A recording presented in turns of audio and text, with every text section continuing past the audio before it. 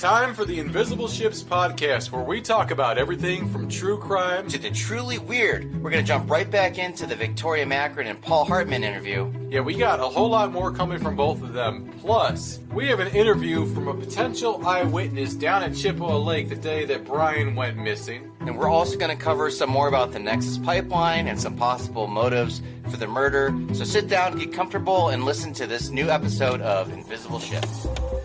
Ready for takeoff. There was a couple that approached me and said, my son is too afraid, but he saw something that night. Invisible Ships Podcast. That was just weird to me. Like I said, I didn't think nothing of it at the time. But now that all this is being circulated, I was like, well, maybe that could have been something. It was a bunch of knives and some gloves. I didn't hear anything about a rag or receipts or anything, but I heard that specifically come from that room. We are building a record on this show of everything that we know about the Bryon Macron case and bringing you everything that we've learned. We want this to be kind of like a searchable database for anyone that is interested in solving the Bryon Macron case. Because the truth is undeniable that a man from our community has died under very, very suspicious circumstances, and that things are being held back from us. A woman is without her husband, these girls don't have a dad, and everyone knows that there are things about this case that need to be brought forward, that hard truths need to be looked at, examined, and revealed. So we are telling you what we know, from the facts to the theories, and getting as many interviews from the people involved as we can. Our aim is to be fair, period. We are willing to talk to anybody that has anything to do with this case and let them tell you what they know in their own words, what they saw with their own eyes. Unfortunately, a lot of the individuals that we hear mentioned in this program are either unable or unwilling to come on the podcast and talk to us. Now, we would love to have some of the Lafayette Township trustees on, like Linda Bowers and Mike Costello. We really want to talk to the maintenance man who discovered that grisly crime scene in the office, and I personally would love to have Forrest Thompson and David Setner come on the show and talk to you. You know, one of the things that has been very exciting and very encouraging about doing this show is that together we are making things happen. You know, together we have a very loud voice because of all of our amazing listeners who have been sharing this show, talking about us on Facebook, rating us on iTunes. We have had over 20,000 downloads in the last 30 days. Guys, these are the kind of numbers that are going to make the politicians take notice. I don't think it's just a coincidence that the Medina County prosecutor, Forrest Thompson, has announced that he is going to be creating a cold case unit. Do you? I mean, I'm also hearing about movement in this case at the state level, and we're not taking credit for all of this, or even most of it. And that credit belongs more rightly to Paul Hartman, the web sleuths, people like Cohen, and of course, Victoria Macron for never giving up. It's been almost 4 years since Bryon Macron has disappeared. Victoria Macron has lived through this nightmare every day, but she's not giving up, and she keeps pushing for answers. And I think that every day we're getting closer and closer to finding out the real reason or reasons behind what happened to Bryon Macron. Let's go over the Bryon Macron timeline. Everything that you're going to hear is actually on our webpage at invisibleshipspodcast.com with even more detail and links. Let's start with the last normal day of Bryon Macron's life. That would have been Thursday, December the 15th of 2016. Right, that was the night of the township officials' party, sort of a Christmas party at the Winking Lizard Tavern in Brunswick. After the party, we know that Bryon Macron, along with fellow trustee Mike Costello, went to the movies together. They were seeing Rogue One, the new Star Wars movie at the time. Right, and so we learned from talking with Victoria that Bryon's phone had died, so she got a message from Mike Costello on Facebook Messenger that she didn't realize she got until the next day. Friday, December 16th, 2016, Bryon is home. He and his wife go to bed. Victoria remembers it being somewhere around 1 in the morning. Right, and then at approximately 2:08 a.m., she remembers waking up to Bryon getting the message on his phone that caused him to leave and never return home. Right, and it was supposedly a Facebook Messenger app notification again. And we still do not know who that's from, and that is probably one of the most important clues in this case that if and when it's revealed, might solve this. Absolutely. They should know that there is some controversy at this point in the timeline because according to Medina County Sheriff's Department Captain David Setner, he has stated in a press conference that he pulled security camera footage from area businesses and residents that show Bryon Macron arriving at the Lafayette Township Hall at approximately 1:50 in the morning and then leaving at 6:24. One thing, Danny, that people should note is that we never know if they identified Bryon as the driver or if they identified it by the license plate because we know that he's not the only person with a Chevy Equinox. Right. I was going to say there's another township trustee with the same exact car in Mike Costello. Yes. So even if it's a completely innocent reason, there's no guarantee that that's him. So at 7:30 that same morning, a township maintenance worker comes into the office, finds the doors unlocked and the lights on. Very quickly, he discovers that something terrible had happened there. He finds blood on the floor, the whole office is trashed, and he finds Bryon Macron's cell phone. So we know that his first phone call wasn't to 911 when he discovered the signs of struggle and blood in the township office. Right, and listeners should know that this part is disputed as well. We don't know for sure who he called. We think what happened was, being friends with some of the deputies, he had a deputy's phone number in his cell phone, possibly Jim Sanford, and he reached out to him. Here's why this is important. 911's a recorded line. Calls to individual cell phones are not recorded, so we don't have that, we can't hear what he was seeing, what he was feeling. I know, and I think you say this in the interview that we're going to be playing here in a little bit, but it's a shame that we don't have the 911 call because we think that would probably reveal a lot about the state of mind at the time, but we have had some info that it may not have been totally unreasonable to not really be sure what happened in that room. At approximately 8:41 a.m. that same morning, authorities used the vehicle's OnStar, and they located parked roughly 3 miles from the office on Beachside Boulevard, right in front of Chippewa Lake. After they search the vehicle, they find blood inside the vehicle, and any other searches that they claim they've done in the nearby area don't turn up any additional clues. Yeah, so Channel 19 News in Cleveland asked Sheriff Tom Miller why there wasn't a more extensive search done of the area and the lake, and he's quoted as saying that, "I think if we thought it was appropriate at the time, if we found something that indicated we thought he was in there, that would have been done." So basically, they didn't think there was any reason to look in the lake. And that brings us up to the drones, because while doing our research, we have uncovered that Bryon Macron was actually the national sales representative for Vista Unmanned Aerial Systems operating out of Seville, Ohio. And they were the ones that donated the 2 drones that Medina County Sheriff's Department ended up with, which is so strange. That is so strange. And it's so strange that this never came up in any of the research that we've looked at before. And it's just a kind of a dark twist of irony or fate here. And who knows, it probably doesn't actually mean anything as far as the mystery of his disappearance and assumed murder. Yeah. But it's so weird, strange. though. It's so really weird. Strange. It's creepy. You should know that the drones that Vista donated to the Sheriff's Department had thermal imaging cameras. They could have been used to locate a body that was in the water. And one of the greatest heights of irony, I think the last quote in that article, which is on our website in our timeline, is from Bryon Macron, and he says that Vista does sell drones larger than the ones given to Medina County, and that these drones can carry a small payload such as a life preserver. That is strange, Danny, especially knowing how Bryon Macron met his end, that he was in that lake.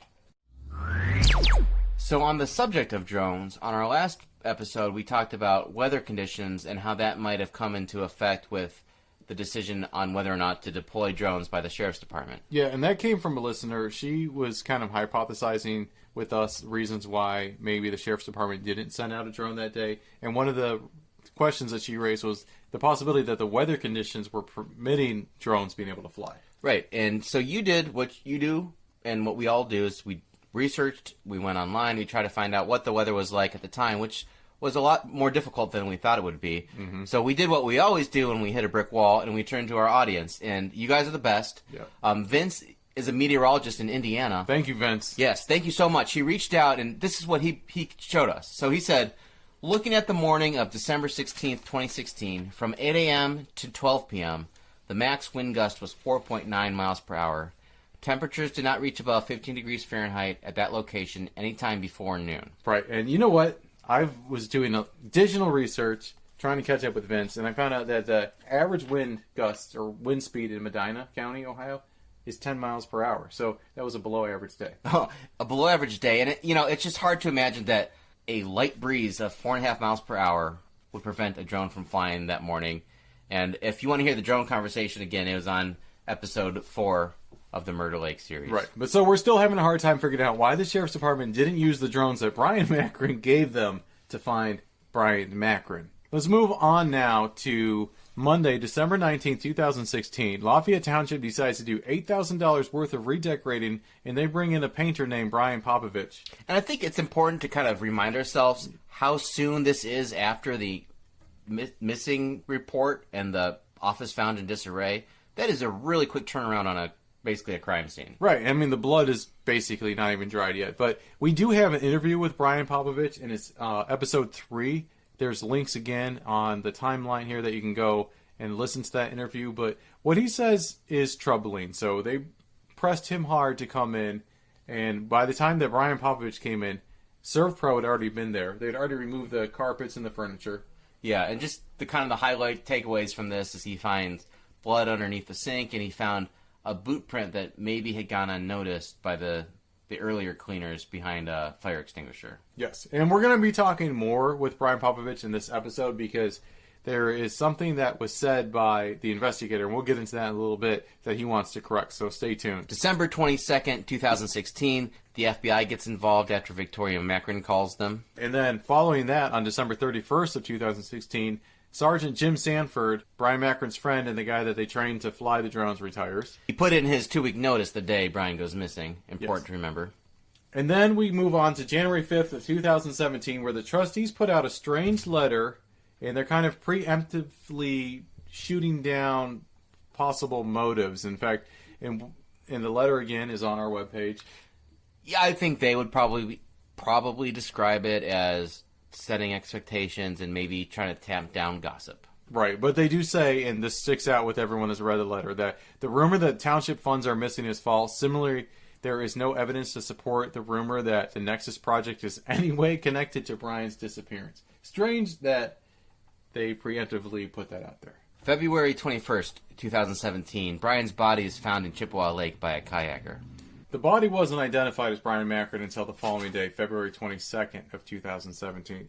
And then things kind of go quiet until the preliminary report in April 6, 2017, of Macron's autopsy that shows he was stabbed. And that's where we get the 6 stab wounds from. We still don't have a cause of death, but we know that it wasn't drowning.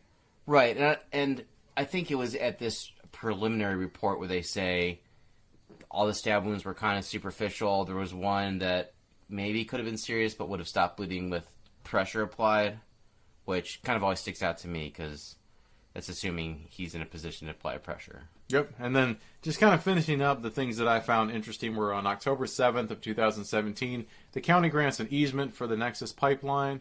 Yes, and you're going to be hearing on this section of the interview that we're going to play in today's episode, you're going to be hearing a lot about the Nexus pipeline, even more, to put it into more context and see why this really could be one of the motives. Yeah, and we're going to just leave it there. I mean, there's a whole lot more to the timeline, and again, encourage you to go to invisibleshipspodcast.com to look at it, and we'll be filling in too because we're learning new things about this case every day. And that's why we're touching base like this. We're going to keep doing that. Now, before we get into the interview, listen to this promo from one of our friends. Hi, this is Molly and Cody, the hosts of Over the Fence True Crime Podcast. Please join us as we talk about true crime in the most normal place in the world. Over the fence. To be specific, over our backyard fence. We're both moms of humans and of dogs. We live directly next door to each other and share many conversations about life and family, but mostly true crime over our backyard fence. And we invite you to come learn more about true crime and, well, us. We give a lot of attention to California true crime, but have ventured throughout the U.S. and even across the pond and plan to continue our world domination in the near future. Listen to us wherever you listen to your podcasts, or give us a follow on Instagram at overthefence_podcast. So grab a drink and talk with us. Over the Fence.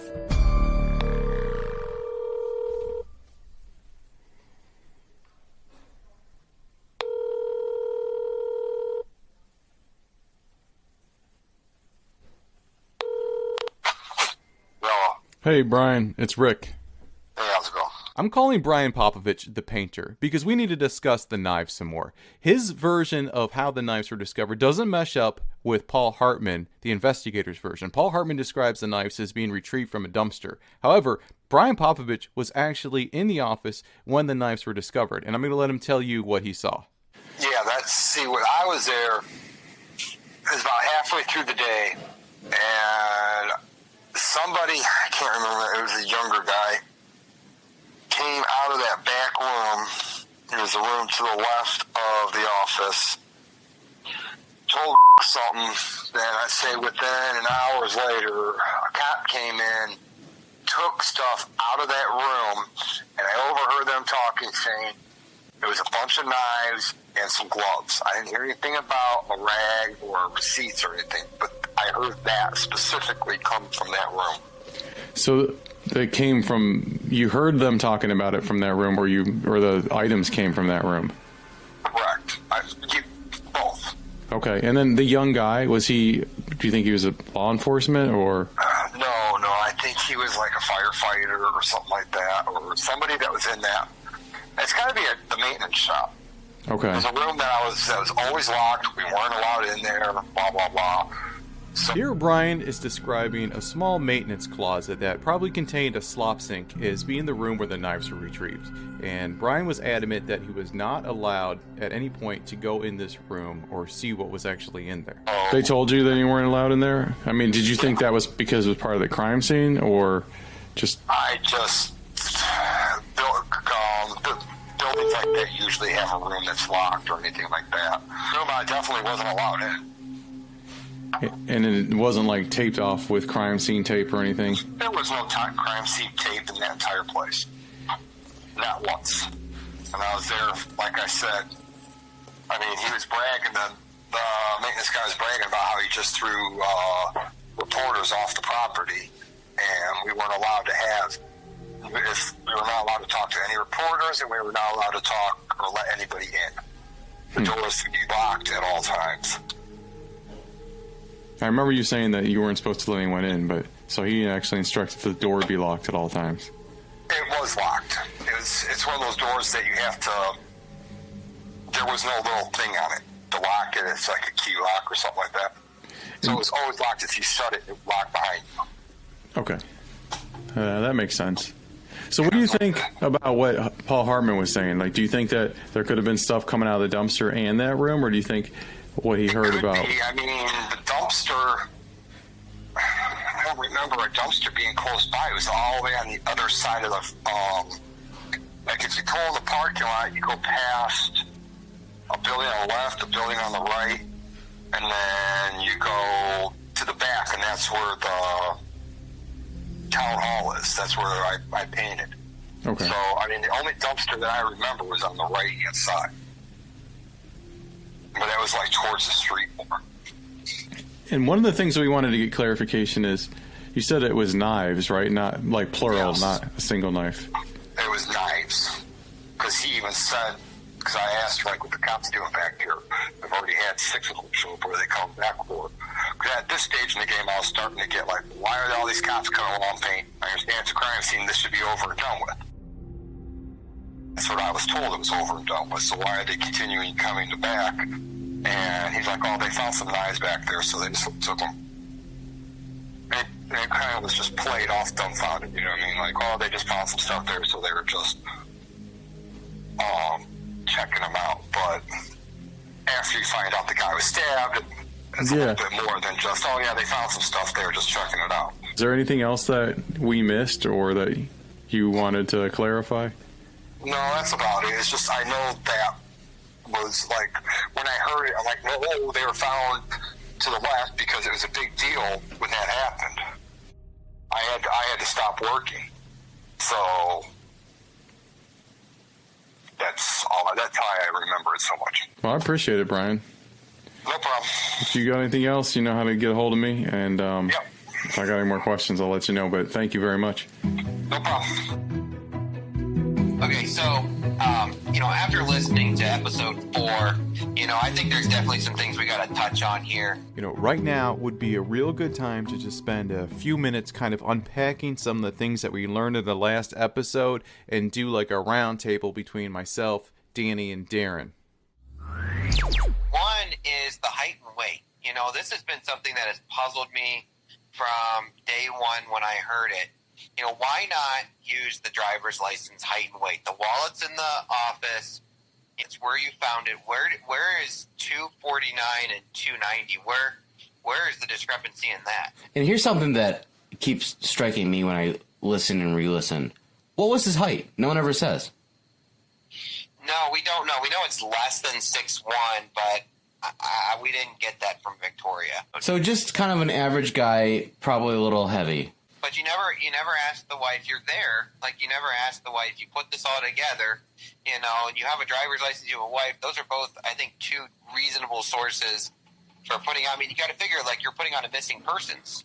Like it's important to have a height and weight. To me, it almost makes me think that they're trying to make him bigger. And why would they want to make him bigger? I mean, we'll let the listeners put that together, but we talk about like a larger boot print, a larger person. Is there a reason for that? Is that a correlation, or is that just happenstance and just an error? So you're talking about the Popovich interview that we played where he describes seeing these large boot prints? Yeah. And he said he wears a size like 11, and it was considerably larger than his shoe print. Correct, yeah. Yeah, and I guess just to wildly speculate here, maybe that larger person knew they were caught on camera and needed to have the victim be larger than he is what you're kind of trying to say? I mean, that's where my mind goes. And, the other thing that, like, I don't want to give it away, but there's also another part of this interview that's going to come up later where it's going to talk about, like boots and what Bryon was wearing and what's in the evidence, kind of a little sneak peek.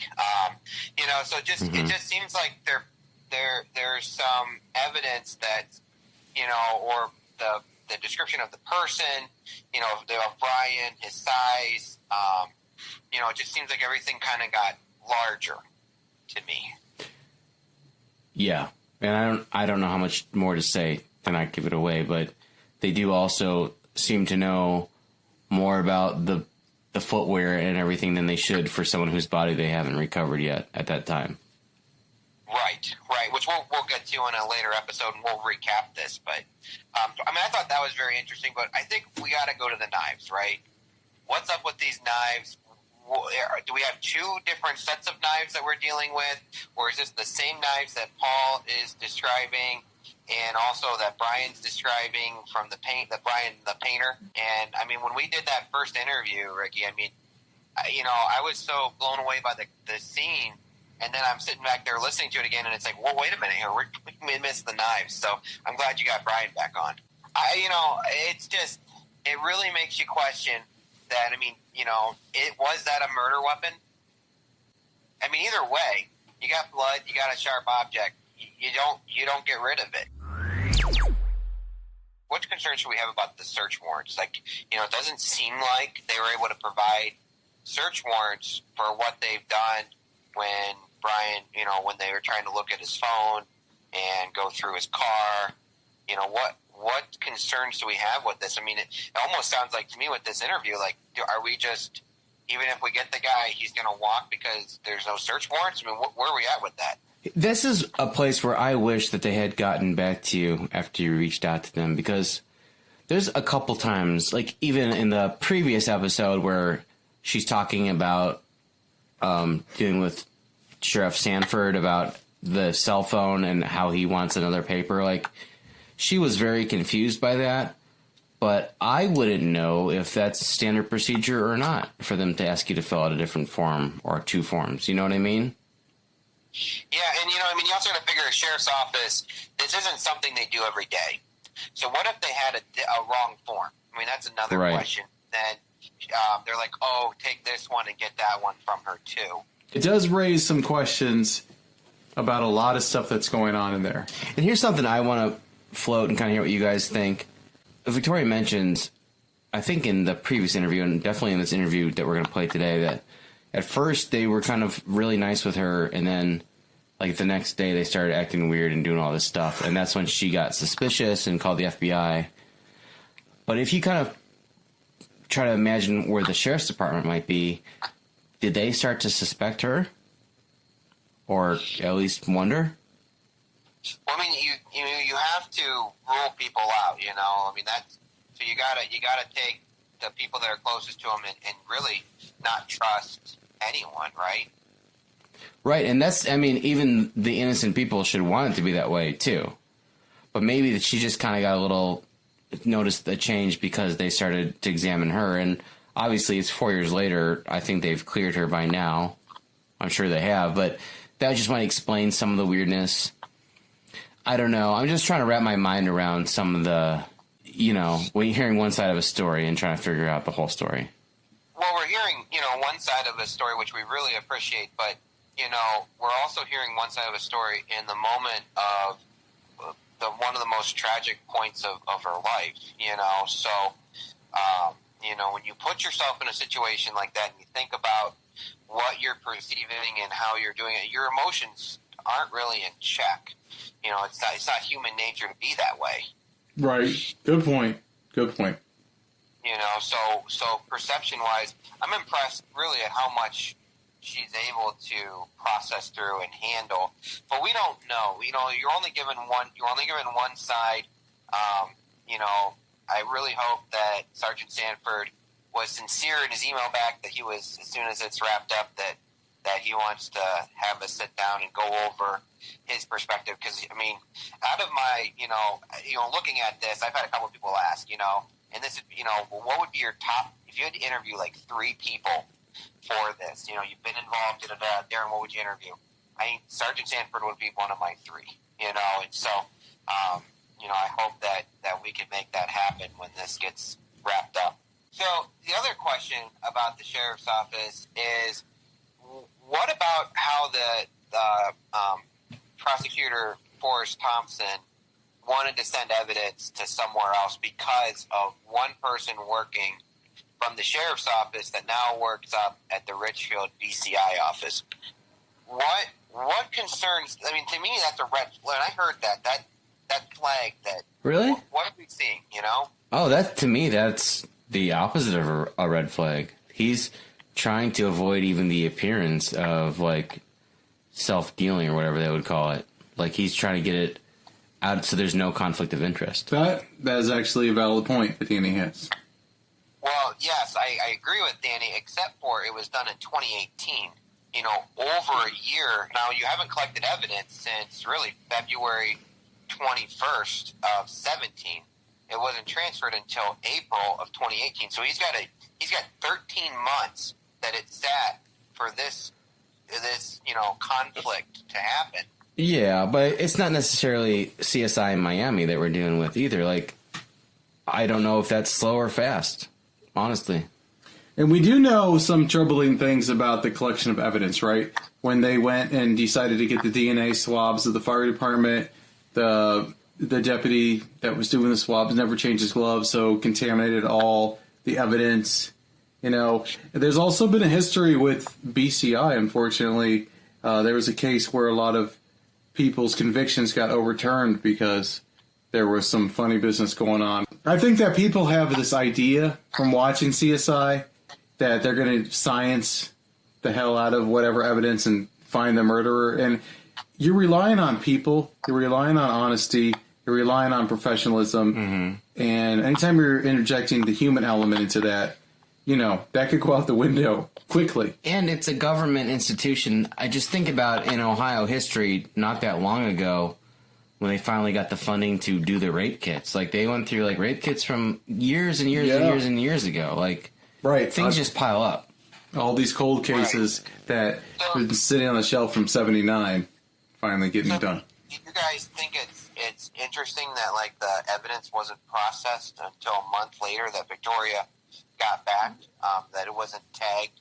It was tagged, like, in the middle part of January when he was missing in middle part of December. Let me take this, because the tagging on the sheriff's department makes zero sense. The ability for BCI to process evidence, if it's a 30-day lag, wouldn't be that suspicious. But, I mean, what else is the Medina County Sheriff's Department doing besides, if they're collecting evidence, why wouldn't they tag it within 30 days? They're not that busy.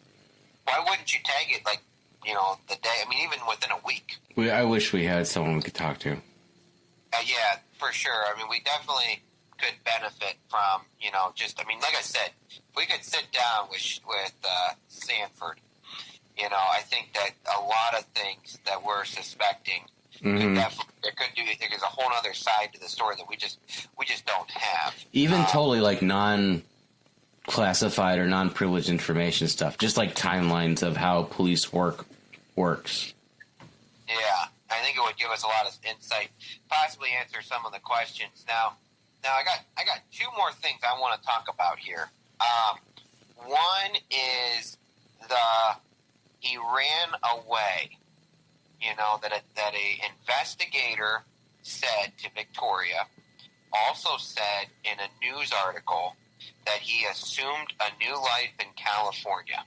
Obviously he wasn't, right? Because we found him in the lake. But you know, this is not Grand Central Station, Lafayette Township. He had no wallet, no cell phone. There's discrepancies on how much blood was in the office, but if you've got blood and knives, you know, why would you even... Yeah. I mean, it's one thing to question it, to think outside the box, but this isn't just questioning it. This is almost like misleading Victoria. I'm probably going to regret bringing this up, but there was an interesting message that I received from a listener. I don't know what to do with this. Go for it. But since we're talking about it, the trustee that Bryon Macron replaced died about around 1 day later or a day before Bryon Macron did. His body was quickly cremated. And he weighs about as much as the exaggerated version of Bryon Macron weighs. That would maybe fit in with assuming a new identity or something. I don't know. Like I said, I may regret bringing it up. But who do you think is assuming a new identity? Bryon? I would assume Bryon. I mean, it doesn't make any logical sense. If you follow the steps of what would that entail to do that. Well, who identified Bryon's body? Victoria did, didn't she? Victoria never saw Bryon. No, they didn't let her see him. They said that she wouldn't want to see him. Who identified it? His brother? We don't exactly know. I mean, I think Darren did take a look at it, but I don't know that for sure. I'm trying to remember. I think that was brought up, and I think it was Darren. But if you're looking for something that points to, and I don't like to use the word because I don't like to make allegations, but if you are looking for something that would point to some type of cover-up, finding a bloody office in a cell phone and a missing car and finding the car by the lake and then saying, we think he went to California to surf, that sounds like you're covering something up. Did he run away? You know, I can picture that, and I can picture that being a question to Victoria. Like, would there be any reason that he'd want to run away? But yeah. Then how did reporters get to it? Right. Know? And they making more noise than just one question, right? And if it was a clean office, but there was blood. Like, as soon as there's blood, you're not running away unless, like, you shaved too fast. Like, that doesn't make sense. The one thing that I do wonder about, though, is, and this does not rule out homicide to me at all, but I think if you talk to, like, detectives and stuff that had seen a lot of homicides, I bet some are a lot less bloody than you might imagine they would be, and some are probably a lot more bloody. But if it wasn't, like, a crazily bloody room, that might explain why the maintenance guy didn't call 911. And why maybe it took them a while to figure out what happened. Because if there's just a little bit of blood, maybe it was a fist fight, you know? Or if the killer took time to clean it up. I mean, whatever vehicles that we have on surveillance that the sheriff's department's claiming has on surveillance, it arrived at 1:50 and left at 6:24. So if you part of that time, right? But part of that time could have been cleaning up. There is literally so much to talk about that this could go on forever, and I think that the best thing to do right now would be just to roll the interview from where we left off with Victoria Macron and investigator Paul Hartman. Let me just say something else here, too, and that is that Bryon spoke to at least two people with whom I've interviewed and each of them suggested that Bryon indicated that he could get these guns, handguns from the sheriff's office that were being surplused. Yeah, I read about that in your in the blog. So what's going on? We're recording. I was in that business for 30 years or longer, and those guns don't wear out. And if an agency goes from one brand of firearm to another, normally the standard procedure is to simply trade them into the new vendor, and they destroy them. Competition. Yeah. So obviously, it seems reasonable to assume that someone at the sheriff's office was offering him a deal on guns that I assume likely came out of the property room. Okay. Now, when did you get that? When did you stumble across this? Oh, early on. So possibly, and then And obviously Bryon didn't he tell the cousin that I can get them? That if you need a gun, I can get them from the sheriff's? Well, I know he told Alan that. Yeah. And he told Darren that. Okay. All right. So he told his All right, brother so- and who else? Who's Alan? And one of his friends in Chicago. Okay. So, this comes from two independent sources, so it's reliable information. Yeah, and I saw on your blog that you put in a request to the sheriff's office about this, and they just kind of wrote it off like, what are you talking about? They don't answer us. They don't answer. They don't even if the attorney would send a letter and ask them, they've never responded. Okay. Well, I sent to the chief deputy, Baca. I don't know if he's still there or not. But I sent a letter, and I said, I'd like to know the serial numbers of the guns he sold to Bryon. And his response was, we don't sell guns to the general public. Mm-hmm. Yeah, I read that letter from... Thank you very much. It's all you needed to know. That's right. So interviewing Darren, what did Darren have to say, about like how Bryon felt about it? Did he feel like it was kind of like a good spot to pick up a reasonably well-built gun, or what? Well, he didn't care. He had no interest. Darren didn't have an interest. Darren didn't have an interest. Okay. So we got these potential guns that are coming on the market illegally. Yeah, so it would seem, yes. Which then would although my recollection is, and I was not there, but Victoria and the attorneys met with Thompson on February 4, and I believe he assured them that was an impossibility. Yeah. Mm-hmm. Okay. So Thompson's the prosecutor, right? Yeah. Correct. And he said that that's impossible. There's no guns, and just kind of squashed it. They couldn't possibly do that. Who the hell is he trying to? Oh, and let me tell you, they're all cronies together. Yeah, and so going to like kind of bouncing over to Paul with the Medina corruption blog. So, well, first thing, for the sake of the listeners, Paul, can you provide me with how you're the expert in this? Well, I have. Let's see. I've been kind of at this thing for about 45 years now, meaning criminal investigations. Uh-huh. So I've been around the block a time or two. And the fact is that before I retired, I spent 20 years of my career investigating violent crimes, including homicide. Okay. So it's not like this is a puzzlement to me. Been there, done that. And in fact, in the course of my career, I solved a number of what would be considered cold cases.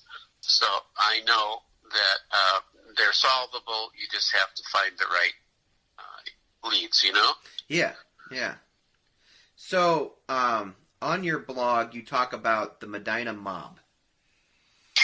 Yes, absolutely. So who do you, if you don't mind, who do you include in the Medina Mob? Well, my sense of it is that, and this really goes to another case that's been ongoing, but, all these guys, Holman and a number of attorneys, it would seem, were acting in concert to conceal some improper conduct on the part of one of the judges for their personal benefit, it would seem. Okay. And we were talking about Judge Collier? Oh, yeah, we are. If you don't mind me bringing up the names. No, you know, Collier. No, the fact of the matter is, in my opinion, that guy should be in prison. And how so? Well, for one thing, he has a history, a proven history, actually, of tampering with transcripts, trial transcripts, all with the intent of depriving individuals of fair hearing on appeal and to conceal his own misconduct at trial. He's a loose cannon, and he has the opportunity to review these transcripts before they're filed in the Court of Appeals to sort of take out the stuff that makes him look like the goof he is. Okay. So, in fact, I talked to one person who once retained Kevin Dunn, who's now a judge, in the capacity of a private attorney, and Dunn told this person, these court reporters do this all the time to protect a judge. Now, that comes from a guy who's now a judge, so you tell me. That's not good. And actually, on one occasion, I was up in the courthouse, and the former Judge Kimbler walked out. And I said, hey, let me ask you a question, Judge. What can you tell me about this guy Collier tampering with transcripts? And he kind of looked at me and backed away from me and said, I don't want anything to do with that. Interesting. So, they all know. Yeah. So we've got, and that would be the guy, like, so if they do decide to find the killer for Bryon, this would be the guy that would try him? Oh, God, I hope not. What other options do we have to actually get, like, a fair trial if this were to come about? Well, firstly, you have to know that in Medina County, there is no such thing as a fair trial. It doesn't happen. And the problem with that is this. I mean, despite the fact that people are deprived their constitutional safeguards, but they do such outrageous things that the convictions are overturned on appeal. And in this case, you do not want anybody to walk after you convict them. Right? In other words, you get a conviction, you want it to stick, and you want these people to pay for what they've done to this man. Yeah. Mm-hmm. So, it's hard for me to predict what may happen locally.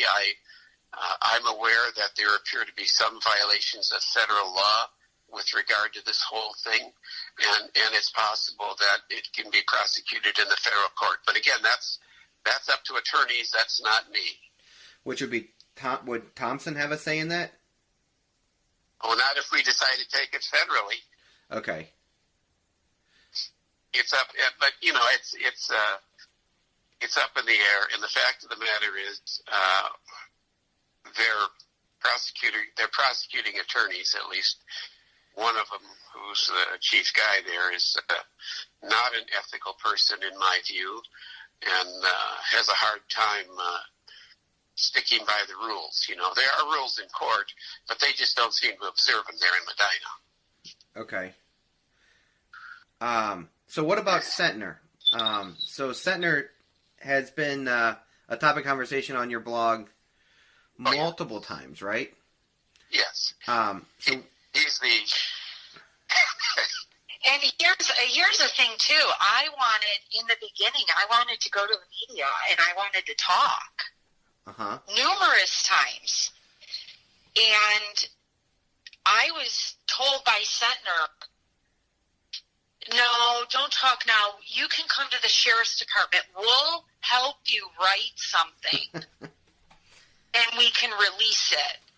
Yeah. And I remember this was on a Tuesday. I talked to him.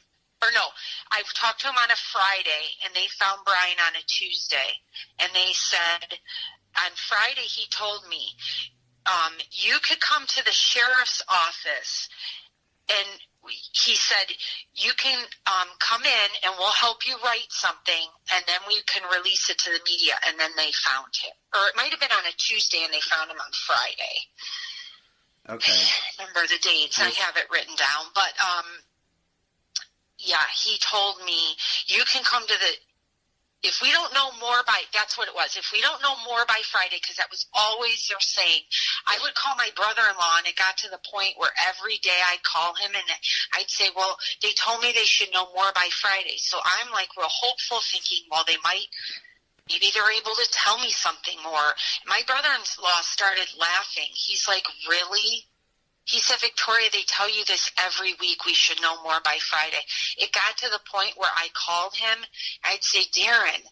He goes, let me guess. They'll know more on Friday. Wow. I said yes. And I'm not saying laughing and, but it got to be like. Here it goes again. What are they? This department is a joke. Yes, they are. What are they? There's no. Well, hey, Victoria, when you first met with him, tell this gentleman what Dickless had in his hand. When Tracy showed up with the Facebook stuff. Oh, when I met with, they only met with me because I requested the meeting. Wow. Right. They weren't, they didn't say, hey, come in, we have some updates, they told me from the beginning, we'll keep you apprised on everything. As soon as we know something, you'll be the first to know. That's what he told me. So then I said, I want a meeting. Well, we don't need to have a meeting. There's nothing that we need to tell you. Oh. And I said, no, I'm demanding a meeting. I said, I'm available every evening after 4:30. So you pick a day, Monday through Friday. That's when we're going to meet. So then they say, okay, the first meeting we had, we come up there. He walks in with a stack of Facebook posts. Okay. From Bryan's Facebook. He said, well, this is all we have. Okay. As far as leads? So that's, yeah. Well, not leads, but just this was the information they had. They went to Facebook. That's their investigation. Yeah, the sum total of their investigation were a bunch of posts from Facebook. Can you give me a break? So, maybe 50 pages. Was there anything relevant in that stuff? No. I mean, I didn't see it, but I can tell you there was nothing relevant. No. And Facebook is a bunch of... That's how you're going to lead your investigation? Right. On Facebook posts? No, you need to investigate. Like, call BCI in, have them come to the scene. When we interview people, interview family, interview friends, interview people down at Chippewa Lake.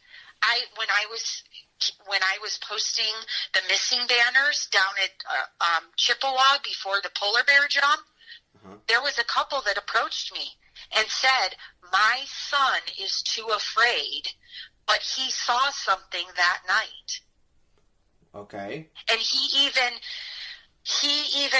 they made reference that his son works like a second job, and he was going into work that night.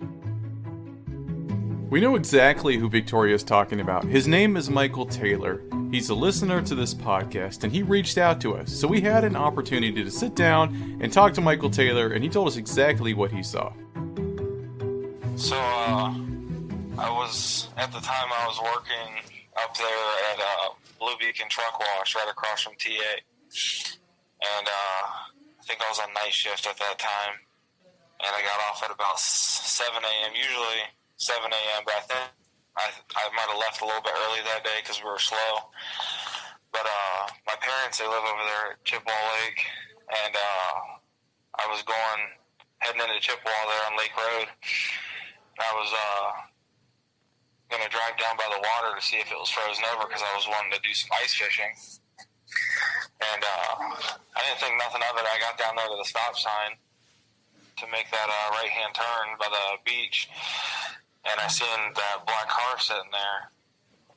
And I didn't think nothing of it. I didn't even hear anything yet, obviously. But this was before they even, everybody showed up down there, the cops and whatnot.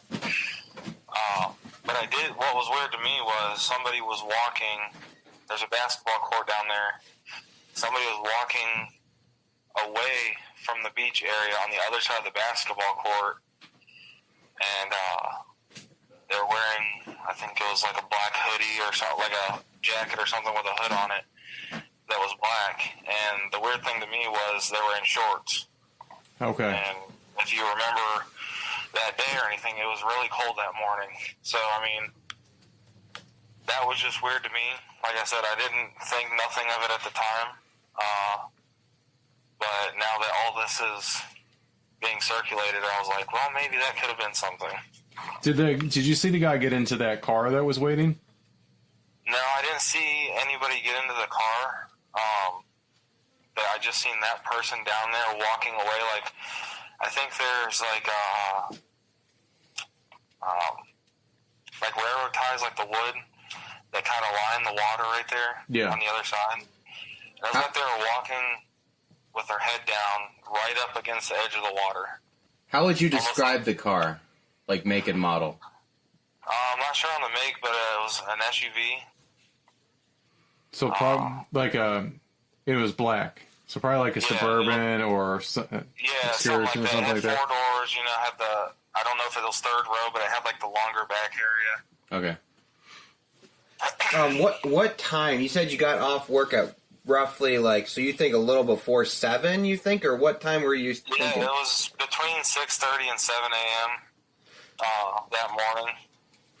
Okay, so this person was walking away. How far away from the car, in your estimation, do you think he was when you saw him first?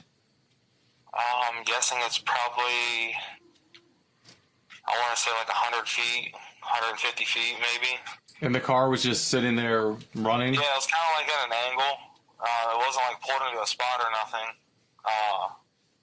It just looked like somebody pulled over, was just sitting there, taking a break or whatever, just looking, but I didn't see anybody in the car. I just seen that person. Can you describe more of that person? Like how tall, how heavy? They were probably roughly 6 foot, maybe. I'm terrible at judging weight, but I'm just guessing probably between 175 and 200 maybe. So like normal. They weren't real heavy. Yeah, they just looked like a normal person. White person? Yeah. Okay. And so you just pulled around, thought it was funny that this guy was walking with shorts and a hoodie? I mean, that's private property over there, and there's no path or nothing. Good point. I think at that time they were still building that big house that was just built up there on the hill right there. Yeah, the house on the hill. Now, you kind of familiar with the area because you said your parents live there, so you go in there a lot. Well, this wouldn't be somebody that you could have mistaken that could be the property owner or somebody that belongs there. I don't think so. I don't know everybody in that area, but I know there's a few older couples that live there, and there is a big house right there on the corner. I think that gets rented out like in the summertime. Usually there's young kids there and stuff, but I don't think nobody occupies it during the winter. Okay. But like I said, I think that house, the other big house that was just built, was still being built there. But nobody was there. I mean, there was no workers or no other vehicles or anything like that I've seen. So just to make sure I'm picturing this right, so the car you saw was parked down on Beachside Boulevard, kind of at an angle, kind of right close to where the beach is. Is that right? Yeah, right on that fence area right there that separates the beach from the parking area. And this person was walking towards Chippewa Road, or was this person walking in the other direction? They were walking right on the edge of the water. It would have been, they were heading south, towards walking towards the inlet area, the carnival area, that direction, the old carnival. Walking towards the carnival area. Yeah, like in that direction. Obviously, the carnival is down farther, but like they're walking that direction. Okay, gotcha. Okay. I just wanted to make sure because originally I was picturing it going the other way. So he would be technically walking away from Chippewa Road, right? Yeah. Okay. How long did you watch him for? I stopped at the stop sign there, and like I said, didn't think nothing of it at the time. This was before everything came out. So, it wasn't very long, just a few seconds maybe. I just kind of caught him out of the corner of my eye like somebody walking. Thought it was kind of weird because it was very cold, and I noticed they were in shorts, and I was like, that's weird. And then, just proceeded on to my parents' house. Gotcha. And then later on that day, obviously, you found out what happened. And... Yeah, later on that day, my parents called me, and they're like, the cops are here, this and that's going on. I'm like, well, this morning, when I was coming to your house, I seen this person and the car. I was like, I told my parents, I was like, well, I don't know if I should say nothing because I don't think there's enough information there to be able to help. And you know what? That was about it. No, that's interesting. If that person is connected to that car and that's the day the body was discovered, who's to say the body wasn't kept somewhere else and dropped in the water? We don't know. And we can't prove it through this, but this is definitely an angle that is kind of really fascinating to think about. And if that is what happened, then maybe you saw the murderer or somebody that was responsible. Yeah, there's nothing funny about it. I told my mom that, and she kind of chuckled about it. She's like, that could have been the person, And I was like, yeah, it could have been, but... when you reached out to me on Facebook, I thought, I got to talk to this guy because there's that remote chance that is what you saw. So who have you told so far about this? My parents, my fiance, and there was a page on Facebook. It's not your guys' page. It's like Bryon Macron page. Yeah. Like help finding. I messaged that page before I messaged you guys, and I asked who ran the page because I wanted to share the story that I had, and I didn't know how to get in contact with you guys at the time. But somebody had messaged me back and said they were part of the family, and I had already, typed out this whole big thing and sent it after they said it was ran by the family. So, and then they just said that they would pass the information over to the authorities, and that was basically it. Right. So when did you do that? Just recently, or is this back a little bit ago? That was right before I messaged you guys. So just so like this a couple days ago. Awesome. Well, thank you for bringing that forward. Right. You're very welcome. One more question, and this is probably an obvious question, but was that the only car you saw when you looked? Yeah. I don't remember any cars passing me coming up from that direction. I think that was the only one that's the only one that I know that I saw. Okay. But I just thought it was kind of weird. If you know anything about Chippewa, the people there in that town are kind of nosy, and everybody's watching everybody. So it's kind of suspect that nobody's seen anything really. Have you talked at all to Paul Hartman at all? No, I don't even know the name. Don't know the name? Okay. Do you care if we share this? Make sure that at least somebody else listens to this that's investigating the case. This interview? That'd be great. Anything to help. It has nothing to do with me, but I'm very interested to see what really happened, to see the truth come out about it. So awesome. We are too. We've logged a lot of hours on this puppy trying to push something forward here. So thanks so much. Well, hopefully you guys. That'd be cool if you guys uncovered this thing. Okay, cool. Thank you so much for reaching out and sharing what you saw. Yeah, appreciate it, man. If you think of something else too, call us. Yeah, definitely. I know I do a lot of stuff around the lake, so could find the murder weapon. You never know. Yeah, man. Listen, you got my number. If you find a freaking murder weapon, you have to call me, okay? I pulled a few things out of that lake that were interesting, to say the least. Really thank Michael for giving us that interview and telling us what he saw. It's extremely interesting. It could be very, very helpful. We're going to be jumping back into the interview that we had with Paul and Victoria, and we're going to be kind of going back to the part where Victoria was relating that she heard about Michael. She didn't know who he was. She knew that somebody had seen something and that he was afraid to come forward. Now, after you've already had the benefit of just hearing Michael. Some of Victoria's details you could tell that they are coming from like secondhand, thirdhand information that she got from the parent and stuff. So it's important, I think, just to have that perspective that we got to hear it right from his own mouth. But I'm also going to leave some of it in just because I think it's interesting to understand how all this works, how the details that you might hear from somebody that are actually, that will become a lead differ once you actually talk to the individual. And he even told them that he saw something that night at the lake.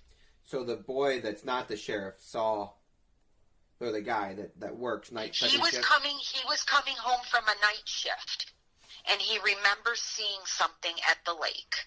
He said he saw someone walking along the lake, along the shoreline. Along Beachside Boulevard, right? Pardon me? Or along Beachside Boulevard? Correct. It was further down, I guess, is at Beachside. Yeah. It was, he said he saw someone walking along the shoreline, and he saw someone behind the shed, which is at the end of the lake. Okay. And he just kind of kept driving, noted it as weird being in the middle. He wasn't even driving. They lived there. The parents lived there, and when he was getting out of his vehicle, he saw this, but he was too afraid to go to the sheriff's department himself, so he just told the guy that he worked with, one of the deputies. What did the deputy say? Do we know? No, I don't think he did anything, obviously.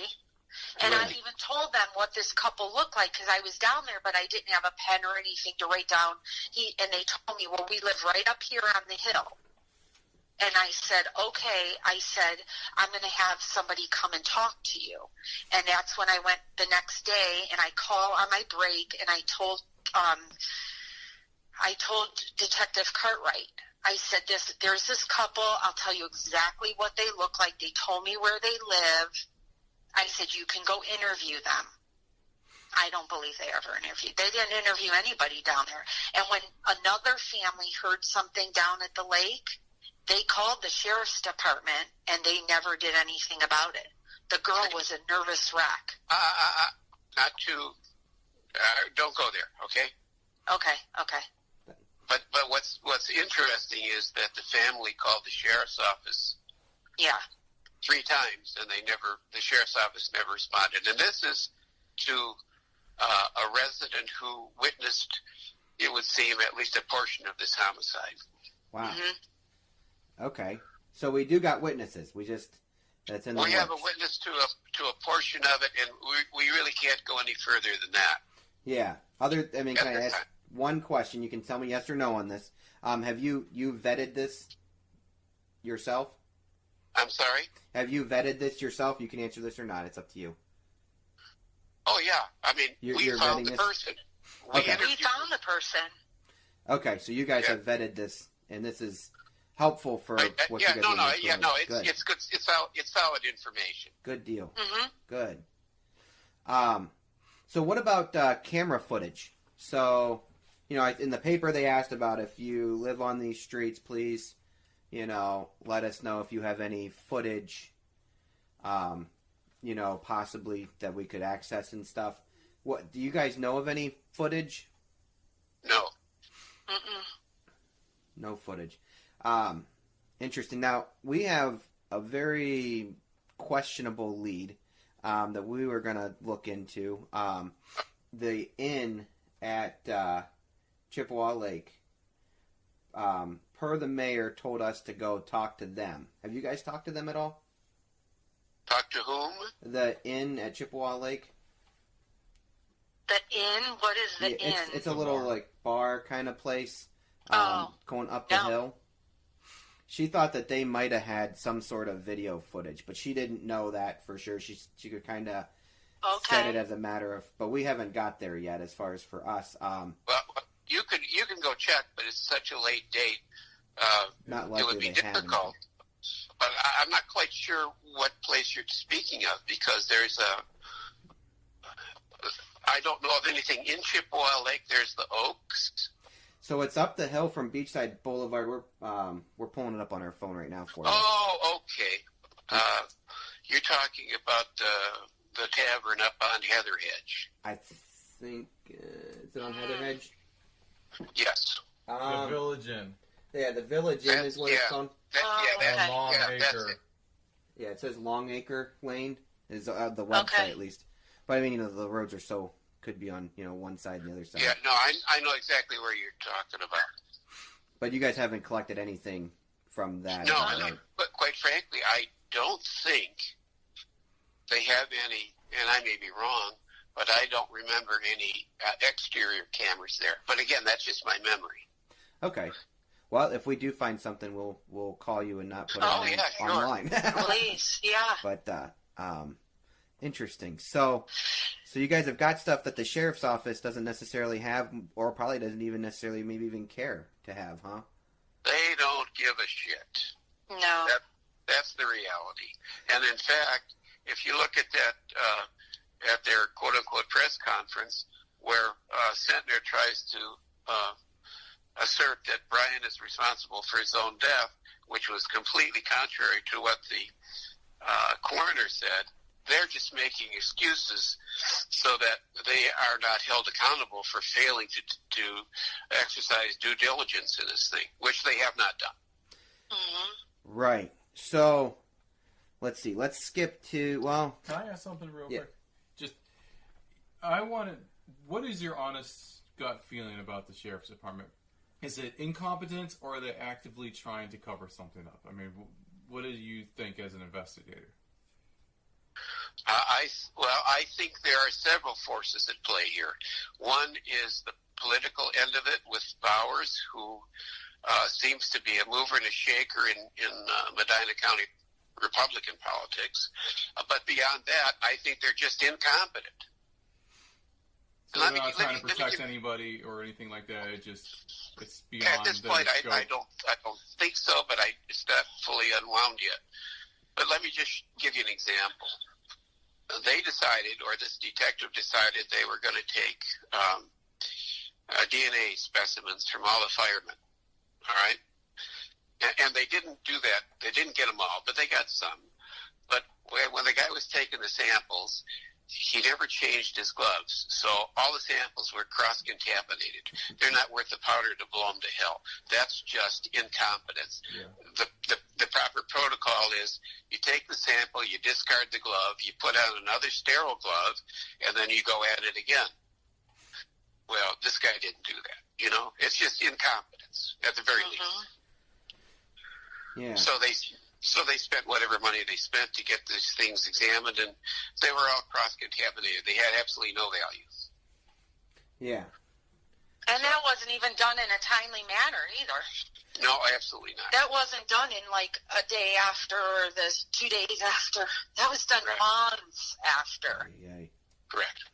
And they didn't have any DNA to compare it to anyways, right? Well, or at least that they want to. They apparently have some DNA from the bloody towel that they recovered. That's not Bryon's. Well, it was obviously not Bryon's, no. Okay, because in his statement he said that, it all came from, quote, one source, right?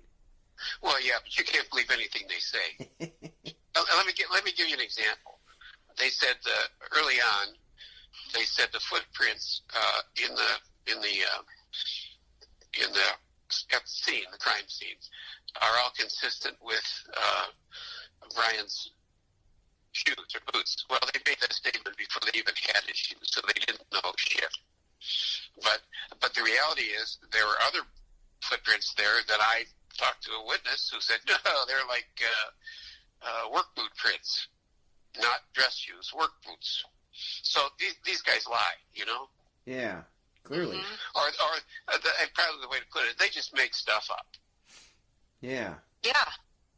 My brother-in-law called down to BCI and said, so what's going on with the investigation? What do you have of Bryan's? And they said, well, he said, well, he had boots on. He made reference to boots. Darren said, how would you know that? Bryan isn't recovered yet. Interesting. And he's like, oh, well, you know what? You need to contact the sheriff's department. Everything has to go through them. I can't talk to you. Wow. So let me give you another example of how incompetent they are. Bryan's laptop, which Victoria kindly turned over, was encrypted. And they couldn't figure it out, and they sent it to the FBI, and the encryption key is 48 digits. So there's no way in hell, even randomly, you can run that in anything under 10,000 years. Yeah. So I found the encryption key online. I found it. Interesting. Yeah, he found it. So all these guys are scurrying around trying to figure out how to get it, and I was on thumb drive, and this. I just found it online in his MSN account. It was in a file. Yeah, and I turned it over to them with the understanding that if I gave them the key to open the computer, that we would get the information contained therein. And of course, they reneged on that. Well, and they're trying to act like it was this sinister, like, oh, he had this encryption code. Do you know he encrypted his computer? He traveled for a living. He carried $500,000 in jewelry. Well, the reality is, so the employer, he's going to lock his computer. Yeah, the employer did it. Yeah, installed all the encryption stuff, yeah. Okay, so it wasn't Bryan's doing to put that encryption on, it was the employer. Not that we believe, huh? No, the employer encrypted the computer. Right. Because there's trade data information, Oh, yeah. No, I have a computer that's got all the HIPAA stuff on it. Yeah. So, like I said, even with Bryan carrying all that jewelry, there's still an insurance. They insured him to carry it, and there's still, if he were robbed, it would be a loss. Yeah. But it's, So the back in the industry 10 years ago, they were carrying real stones in the center as their center stones and that. So it was a lot higher insurance policies. But, when the economy went tanked and all this, they had to come up with a more economical way, per se, to travel rather than carrying all these loose goods that were of value. So if you steal what they have, if you come and rob the jeweler or the sales guy carrying the jewelry, now they don't get the center stone. Yeah, which before, if it was a $4,000 or $5,000 center stone, they get that plus the mounting. Well, now they became smart. Like, wait a minute, let's just either put a separate, either no diamond in there, or we'll put the CZ so they still get the look when they go to the customer, but yet they don't get the real stone. Yeah, and I mean, it's not like Bryan, got a message from his phone, went down there, to go get robbed, right? No. It's not going to get Bryan out of bed. Never. And another thing, that's Linda made that statement to the media, like, oh, I think she's like, there's no money missing. Yeah, she made that very early. No one asked if there was money missing, first of all, and second of all, she made it look like this could have something to do with his, his work. Yeah. Interesting thing about that too. Yeah. The Ohio. Are you fellows familiar with that? Say that again. Are you familiar with the Ohio Checkbook, which is a website? Well, it's a state website, but the communities can post to it their expenditures and income and all that. Okay. So in case it started. Yeah. It started back years ago when Bryan was, he helped the schools, like, before he was, potentially they asked him or reached out if he'd ever like to run for school board. So he was on like a planning committee too for the schools. As a citizen, it was called the Citizens Finance Committee. So it was like citizens in the community could oversee when this was going on with our past superintendent, that when all those changes came about, that they started this Citizens Finance Committee so that the community could be apprised as to what was going on in the schools, keep everything transparent. And at one point he was part of that, and he found that there was this service that you could do through the state, that it was a checkbook register. So it would keep the community basically apprised to how the funds in the schools were being spent. So every check that a school district would write would go on record to this checkbook register, and anyone, it's a public record, could go to that checkbook register and look. Okay. So it kept things transparent. So Bryon found that out, like, through the school district, and thought, hey, that's a good service. Like, you know, communities should have that. So he took that to Lafayette. And Lafayette started using that. Until 2016. Yeah. When in 2016? All of a sudden, they quit posting in 2016. Do you know why? Oh, I wish I did know why, but what certainly suggests to me is that there's some financial irregularity there. That's what it suggests to me. So during 2016, when Bryon was alive, this stopped going. Somebody put an end to it? Well, somehow, all I know is I've gone on the website, and they were posting to it, and they made a big deal in the news media, the local, and I use that term real loosely, how this is going to be great, it's transparent, it's wonderful. But in the year 2016, when all of this happened, or, you know, at the end of it, you'll see no posts in 2016 or thereafter. Mm-hmm. And then the comment was made, there's no money missing. Yeah, well, why would you even say that when that's not an issue? Do you know what I mean? Yeah. No, it's kind of like you're trying to... So what that causes me to suspect is that there's money missing. Mm-hmm. We're going to leave it there for today, but we got plenty more on the Bryon Macron case coming up in the next few episodes. In fact, we're extending it. I think we promised 6 or 7 Bryon Macron episodes, and honestly, it'd be a disservice to the case to not go into it a little bit further, because we are learning new stuff every day. And just like what we talked about in this episode, between the Ohio checkbook, some irregularities as far as the testing was going, what was going on with BCI, there's so many things that we want to explore to really give you the full picture of how strange this case is, that we are going to go further with it. I don't think we have a choice. I think we got to keep going with this.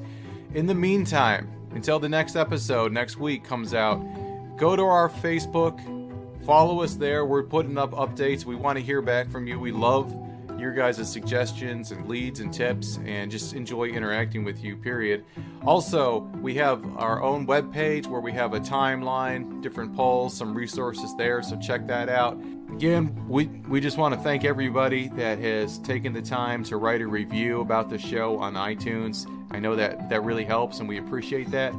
Lastly, and this is most important, remember, Crime Stoppers, if you have any relevant information at all, contact Crime Stoppers first. Make sure that you get out there. There is a reward, so just be mindful of that. And everybody, take care of yourselves. Have a good week, and we'll see you next week. The Invisible Ships podcast is produced by Invisible Ships Productions LLC. All rights reserved. For more information, go to www.invisibleshipspodcast.com.